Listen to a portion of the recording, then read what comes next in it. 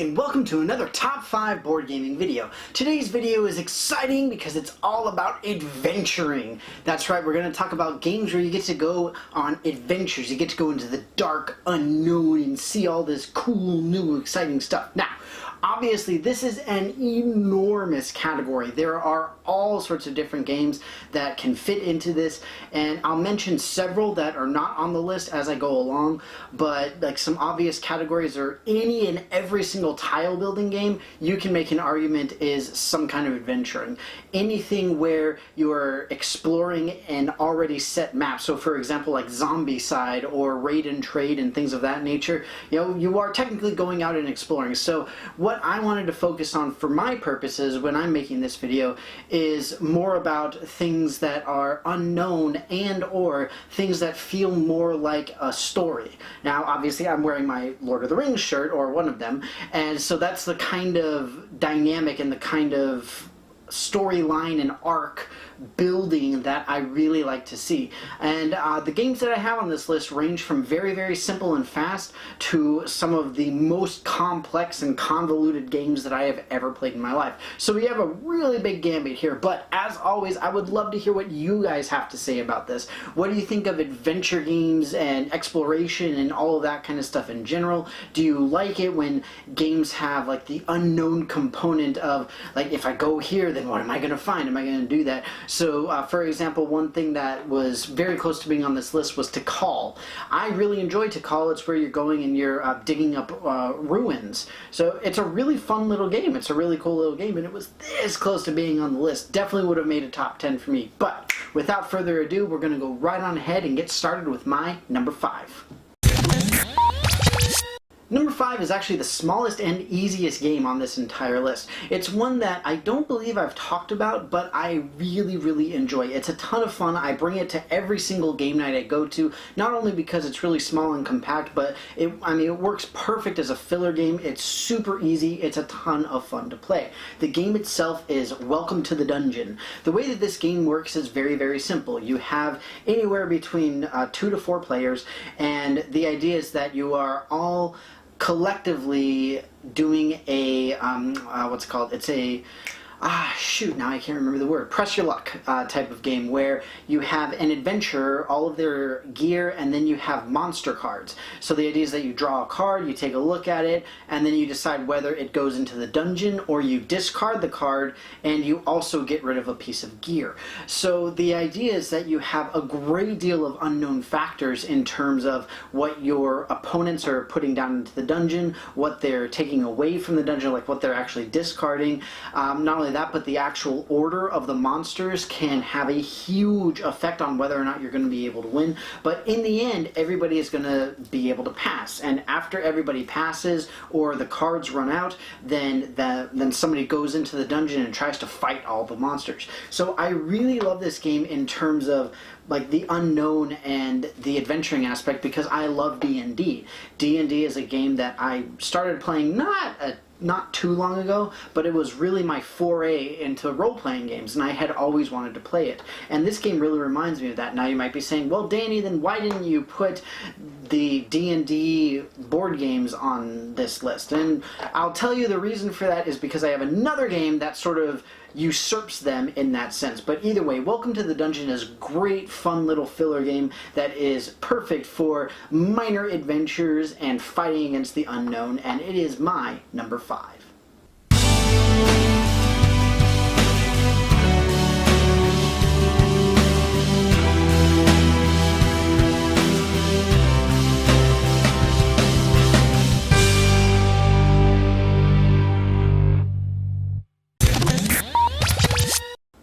At number 4, I have the game that I am not ashamed to say has, if not the most, then certainly very close to the most convoluted rules I have ever seen in a board game in my entire life. And with that wondrous introduction, we have at number 4, Robinson Crusoe, Adventures on the Cursed Isle. Now, of course, how can you not have a game that has the word adventures in it in a board game video about adventuring games? Now, obviously, this is a scenario-driven game. You're talking about very specific setups for certain, essentially stories, for lack of a better term. But the thing is, this is a really, really fun game, and it always makes me think of like the book and the movie and all this kind of stuff that are based off of Robinson Crusoe, the original story of the man, Robinson Crusoe. And it's just that sort of, that thought and that feeling really makes me feel like I'm on an adventure. Now, that said, that's why it's a little bit lower on this particular list, because it's just, I mean, it's not as exciting in the sense of like the unknown and that aspect as some of the other games are, but at the same time it still has very, very solid gameplay once you can figure out how to play the stupid thing. And on top of that, again, you really feel like you are on this very distinct island adventure. Like you're going out, you're exploring, you're seeing what's around you, you're building up your campsite, you're, you know, developing new tools and being as ingenious as possible and having like all of the ingenuity that you can possibly build up, all that kind of stuff. It's a great game. It has some wonderful mechanics if you can figure out how to play it. But that said, if you can figure out how to play it, it is a wonderful, fun adventure game that makes you feel like sort of like Castaway or what's it called, like Gilligan's Island and things of that nature, or Robinson Crusoe. Swiss Family Robinson is another good one. Either way, Robinson Crusoe Adventures on the Cursed Isle is my number 4 adventure game.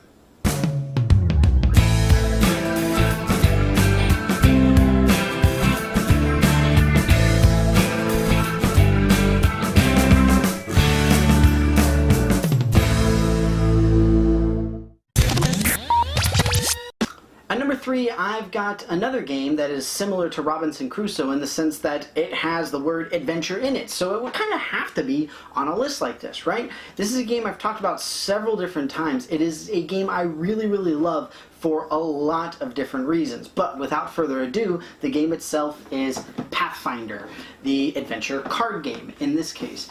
And one of the reasons I really love this is the campaign aspect to it.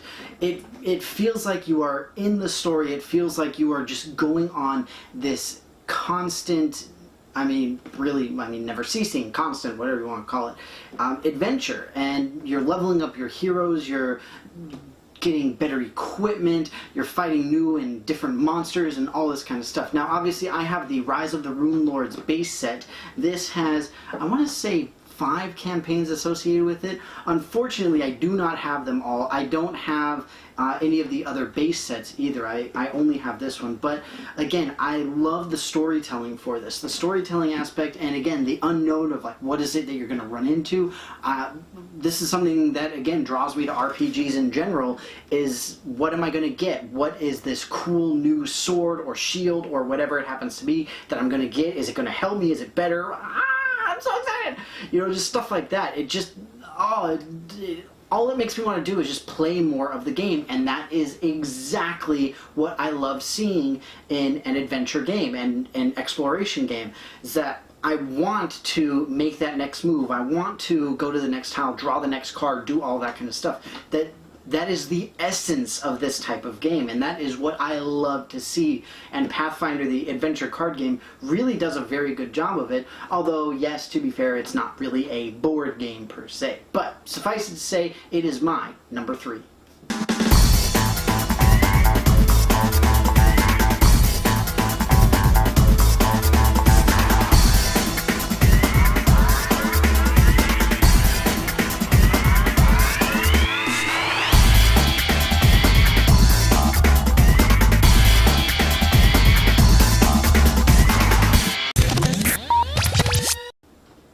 At number 2, I have a game that has very, very quickly become one of my favorite games to play. Unfortunately, I have not had nearly as much of an opportunity to play it as I really would have liked, but I still absolutely love it, and I look forward to playing it every single time I get a chance, and I bring it to board game night on the chance that everybody in the group is going to be there. The game itself is Time Stories. Oh, Time Stories. Like, seriously, I don't even know what to say about this game. It is absolutely incredible. You have narrative storytelling, you have exploration, you have deduction, you have you have like guess and check, for lack of a better term. There's just so many aspects to this game. It is absolutely amazing, and I love it. I only have a few of the scenarios. I've only got 3 of them. I've got the first 3, the one that it comes with, which is Asylum, and then the Marcy Case and Prophecy of Dragons. I don't have Under the Mask or I mean, there's another new one that's coming out. I don't believe it's been released yet. But either way, I love the different settings. I love the way that the game itself is laid out, how you have, the panoramic images and all that kind of stuff. It really just feels like you are in the game, you are in the scene, and it's absolutely incredible. It is, I mean, it's an amazing feeling going through these scenarios for the first time and having no idea what to expect. It is just about the best thing and the best feeling that you can get from a board game. And this Time Stories does an absolutely wonderful job of giving you as a player that feeling and just sort of making you, again, just like with Rise of the Rune Lords, like I mentioned, or with a Pathfinder, it makes you want to go to that next location, draw those next cards, see what that, what is that key for? Let's go and find it, that kind of stuff. It just, it gives that RPG feeling so much, and I absolutely love it. Time Stories, my number 2 adventure game.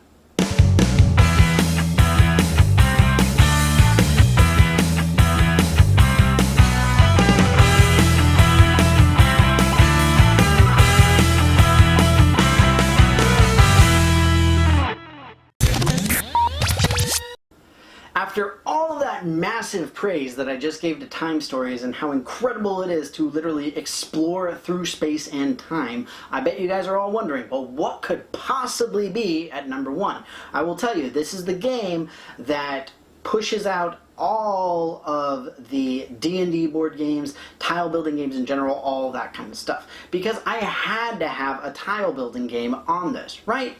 I mean, because that is literally what you're doing, is exploring. Now, the game that I picked for this is a favorite of mine. I'm sure that you guys have heard me talk about it before. Mage Knight.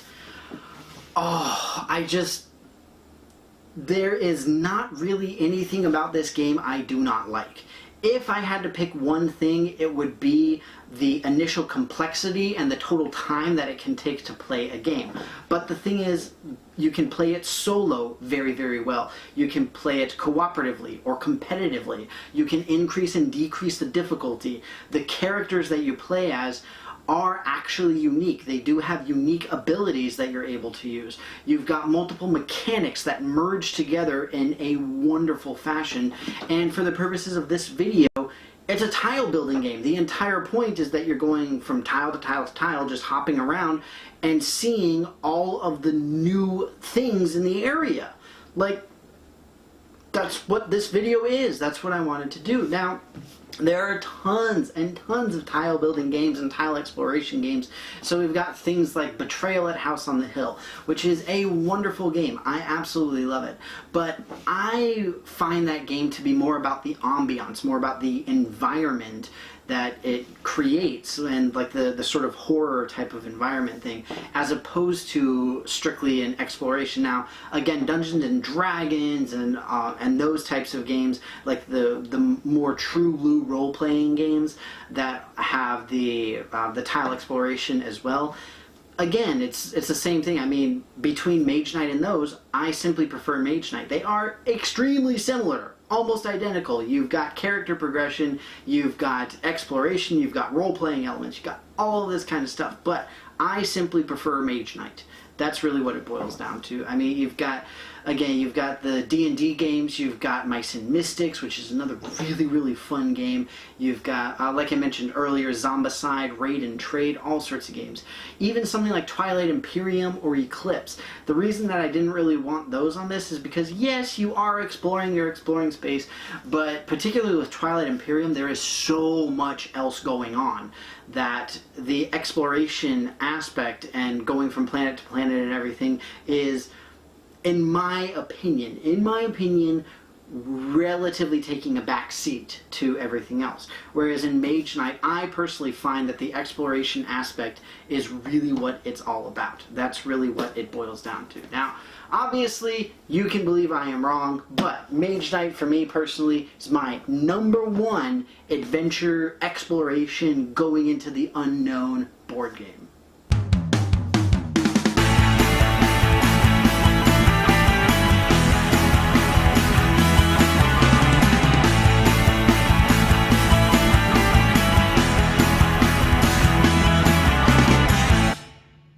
Well, everybody, like I said, that's it for me. I hope that you enjoyed this video on my top 5 favorite exploration and adventure and journey into the unknown type of thing.